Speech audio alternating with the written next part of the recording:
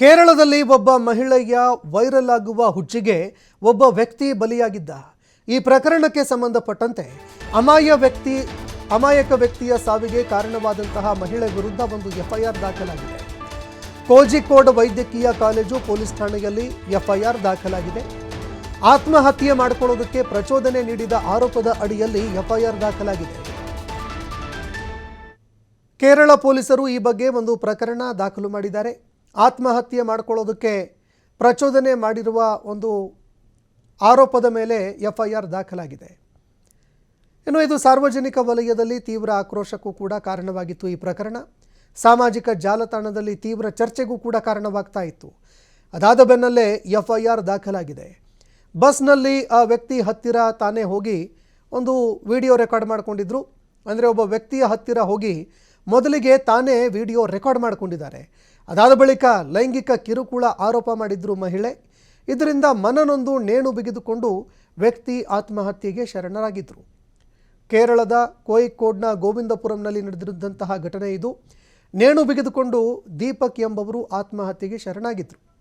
ಇದಾದ ಬಳಿಕ ಸೋಷಿಯಲ್ ಮೀಡಿಯಾದಲ್ಲಿ ತೀವ್ರ ಟೀಕೆ ವ್ಯಕ್ತವಾಗಿತ್ತು.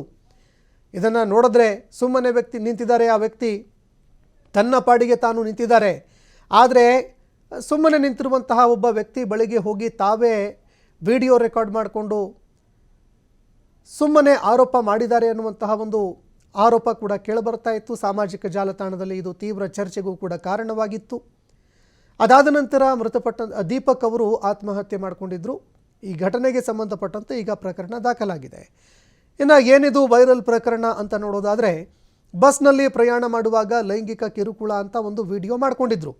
ಈ ವಿಡಿಯೋ ಮಾಡಿ ಸೋಷಿಯಲ್ ಮೀಡಿಯಾದಲ್ಲಿ ಮಹಿಳೆ ಹಾಕಿದ್ರು. ತನ್ನ ಪ್ರಚಾರದ ಗೀಳಿಗೆ ಆ ಮಹಿಳೆ ಒಂದು ಸುಳ್ಳು ವಿಡಿಯೋ ಮಾಡಿದ್ರು. ಈ ರೀತಿ ಕೆಲವು ದಿನಗಳ ಹಿಂದೆ ಸಾಮಾಜಿಕ ಜಾಲತಾಣದಲ್ಲಿ ವಿಡಿಯೋ ವೈರಲ್ ಆಗುತ್ತೆ. ಪಯ್ಯನ್ನೂರು ರೈಲ್ವೆ ನಿಲ್ದಾಣದಿಂದ ಬಸ್ ನಿಲ್ದಾಣಕ್ಕೆ ಹೋಗ್ತಾ ಇತ್ತು ಬಸ್ಸು. ರಶ್ ಆಗಿದ್ದರಿಂದಾಗಿ ಬಸ್ನಲ್ಲಿ ಈ ಮಹಿಳೆ ಪ್ರಯಾಣ ಮಾಡ್ತಾ ಇದ್ರು. ಆತ ತನ್ನನ್ನು ಹಲವಾರು ಬಾರಿ ಅನುಚಿತವಾಗಿ ಮುಟ್ಟಿದ್ದಾನೆ ಅಂತ ಮಹಿಳೆ ಆರೋಪ ಮಾಡ್ತಾರೆ. ಈ ವಿಡಿಯೋ ಸಾಮಾಜಿಕ ಜಾಲತಾಣದಲ್ಲಿ ವೈರಲ್ ಆಗುತ್ತೆ. ಹೀಗಾಗಿ ಸೋಷಿಯಲ್ ಮೀಡಿಯಾದಲ್ಲಿ ತಾನು ಏನು ಮಾಡದೇ ಇದ್ದರೂ ಕೂಡ ಈ ವಿಡಿಯೋ ವೈರಲ್ ಆಗಿ ಟೀಕೆಗೆ ಗುರಿಯಾಗಿದ್ದರಿಂದಾಗಿ ಆ ವ್ಯಕ್ತಿ ಆತ್ಮಹತ್ಯೆ ಮಾಡಿಕೊಂಡಿದ್ದಾನೆ. ಸಾಮಾಜಿಕ ಜಾಲತಾಣದಲ್ಲಿ ದೀಪಕ್ನನ್ನು ತೀವ್ರವಾಗಿ ಜನ ನಿಂದನೆ ಮಾಡಿದರು. ಘಟನೆಯಿಂದ ಮನನೊಂದು ಗೋವಿಂದಪುರಂನ ದೀಪಕ್ ಆತ್ಮಹತ್ಯೆ ಮಾಡಿಕೊಂಡಿದ್ದಾರೆ. ಆದರೆ ಮಹಿಳೆಯೇ ದೀಪಕ್ನ ಹತ್ತಿರ ಹೋಗಿ ವಿಡಿಯೋ ರೆಕಾರ್ಡ್ ಮಾಡಿಕೊಂಡಿದ್ದಾರೆ. ಆತ ಏನೋ ಅವ್ರ ಪಕ್ಕದಲ್ಲಿ ಬಂದಿರಲಿಲ್ಲ, ಇವರೇ ಹೋಗಿ ಅವ್ರ ಪಕ್ಕದಲ್ಲಿ ನಿಂತ್ಕೊಂಡು ವಿಡಿಯೋ ರೆಕಾರ್ಡ್ ಮಾಡ್ತಾರೆ. ಬಸ್ ಚಲಿಸುವಾಗ ಸ್ಪರ್ಶವಾಗುವಂತೆ ಮಾಡಿಕೊಂಡು ವಿಡಿಯೋ ರೆಕಾರ್ಡ್ ಮಾಡ್ಕೊಳ್ತಾರೆ.